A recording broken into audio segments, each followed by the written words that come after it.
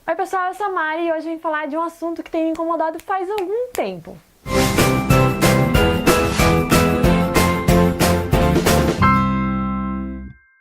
Desde quando eu era pequena eu gosto muito de ler histórias em quadrinhos e por causa disso eu vi algumas pessoas, eu sentia a reação de algumas pessoas com essa leitura como deboche, assim, sabe? Então algumas pessoas falavam assim, ai Mariana, mas tu tá lendo isso, tu tá lendo mangá, tu tá lendo, né, que besteira, ou sabe, tipo, não acredito que tu tá lendo esse tipo de coisa. E eu ficava tipo assim, tá, e daí, sabe, qual é o problema? Quando eu era menor eu sentia muito mais, né, principalmente com os amigos e familiares.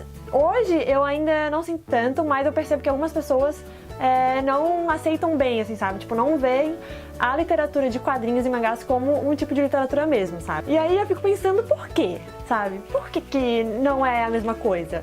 Né? Qual a diferença de tu ler um quadrinho e tu ler um livro, sabe? Ou tu ler um mangá e tu ler um livro. Tudo que tu discute num livro, tu pode discutir num mangá também. E eu tenho vários exemplos pra mostrar pra vocês. Em A Voz do Silêncio a gente vai ver um menino que fazia bullying com uma menina surda. E depois de algum tempo, depois dessa menina sair, sofrer muito na escola, sair dessa escola por causa desse bullying, esse menino que era o agressor passou a ser o agredido. Então a gente vai ver nesse cenário que, tipo, o mundo dá voltas e muitas coisas acontecem. E, além disso, a gente vai ver também como ele ficou alguns anos depois, quando ele já estava mais adolescente, né, se preparando para se formar, e como ele se arrepende de tudo que ele fez. É um mangá sobre depressão e sobre o bullying, como ele afeta a vida das pessoas, não só naquele momento, mas tardiamente também. Falando em depressão, a gente vai ver aqui em Orange que um trauma muito grande pode levar essa pessoa a ter uma depressão e causar até mesmo um suicídio. E é isso que a gente vai ver no Orange. A gente tem o nosso personagem principal em que ele vai morrer, e a menina, ela sabe que ele vai morrer e tenta fazer com que ele desista dessa ideia, né, tente salvar o menino caqueiro. E aí, com a ajuda dos amigos dela, que eles vão tentar fazer com que o caqueiro mude de ideia. Tratando de amigos, a gente vai ver em Anohana como a morte de uma das integrantes de um grupo afetou toda a interação entre eles e como isso os afastou e fez crescer um arrependimento entre eles, todos eles achando que a culpa da morte da menina era um pouquinho de cada um, mas na verdade nenhum deles tem realmente culpa nessa tragédia que aconteceu. Em O Soldador Subaquático, a gente vai ver um cara que tem um trauma muito grande com a morte do pai dele. E aconteceu isso quando ele era criança e afetou toda a vida dele até depois de adulto, até ele depois constituir uma família e como ele se relaciona com a mulher dele e o filho que está para nascer. Falando em trauma, a gente tem One Week Friends, onde uma menina, ela esquece toda semana as memórias que ela tem dos amigos dela por causa de algum trauma que ela não sabe qual é, nem a gente sabe qual é.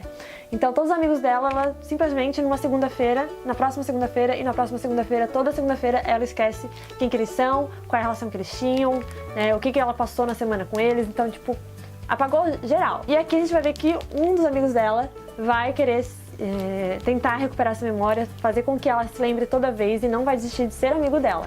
Em 5 centímetros por segundo a gente vai ver uma amizade de infância que se tornou algo muito maior entre essas duas crianças, mas a separação e a distância entre eles pode levar a um trauma de relacionamento, fazendo com que eles futuramente não consigam ter um relacionamento estável com as outras pessoas. É um mangá bem triste. E em Nimona, a definição desse graphic novel, porque ele não é um quadrinho, ele não é um mangá, ele é um graphic novel, nem tudo é o que parece. Sabe? Tipo, a gente vai ver que Nimona é muito mais do que ele realmente é, que existe história por trás das pessoas, que existe um porquê dessas pessoas agirem assim e que só porque ela aparenta de um jeito não quer dizer que você pode definir ela por essa aparência. Rótulos. Pra quê? E aí vocês podem estar me perguntando, Marina, mas são várias histórias e você falou um monte de coisa importante e tal. E sim, esses mangás, eles trazem essas histórias profundas, eles trazem esses temas a serem discutidos. E por que você não pode trazer esses temas em forma de gravura, em forma de imagem, sabe? Uma imagem ela pode ser muito mais impactante do que um texto corrido, né? Então, dependendo de como cada pessoa interpreta um texto, nunca vai ser do mesmo jeito que cada pessoa vai olhar aquela imagem. E essas imagens, apesar do texto ser bem descrito, apesar do texto ser bem elaborado, ele nunca vai transmitir a mesma mensagem, porque cada pessoa lê e vê a imagem de uma maneira diferente e interpreta para si de uma maneira diferente. A gente pode ver com o próprio Moby Dick que o artista, o Chaboté, ele interpretou essa história clássica da própria maneira dele. Ele pegou a história do Melville, ele interpretou de um jeito e transpôs isso em desenho e ficou muito, muito bonito. Ele chegou num nível clássico do livro, conseguiu trazer essa mesma vibe que o livro te passa e ficou muito bonita a história. Muito, muito, muito. Os desenhos são maravilhosos. E Moby Dick é só um exemplo de uma história clássica transformada em quadrinhos. E o mais incrível desses artistas transporem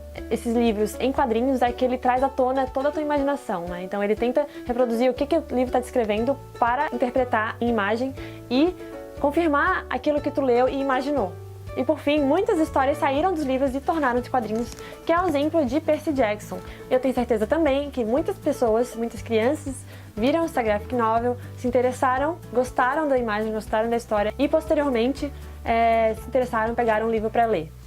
Então, o mais importante da história em quadrinho é incentivar a leitura, pegar um próximo livro. Ver que o hábito da leitura não precisa ser chato, ele pode ser muito legal. Então, depois de todos esses meus argumentos aqui e mostrar pra vocês e tentar entender por que as pessoas têm esse preconceito com as histórias em quadrinhos, eu não cheguei a conclusão nenhuma. Eu não entendi ainda por que as pessoas não gostam de história em quadrinhos ou acham que história em quadrinhos não é literatura. E todos esses exemplos que eu trouxe aqui foi só para comprovar para vocês que as pessoas que têm esse tipo de pensamento é um pensamento fechado e muito errado. Vamos abrir as mentes e vamos dar oportunidade para essas coisas, para essas novas experiências de literatura. Eu tenho certeza que essas pessoas que falam isso é porque nunca pegaram um quadrinho na mão para ler e entrar na história que ela está apresentando. Então é isso, pessoal, eu finalmente consegui botar uma discussão que eu queria há muito tempo, conversar com vocês para fora, né? Por favor, alguém conversa comigo aqui embaixo nos comentários se vocês concordam ou se vocês discordam, ou se vocês têm alguma coisa para acrescentar. Porque, sabe, saiu um peso. Eu finalmente expus aqui, eu me expus. É isso realmente que eu tinha pra dizer. E eu espero que vocês tenham gostado. Curtam o vídeo, se inscrevam no canal se você é novo por aqui. No link da descrição tem todas as nossas redes sociais para vocês acompanharem a gente por lá e também saber o que a gente anda lendo no momento. E a gente se vê no próximo vídeo. Até mais!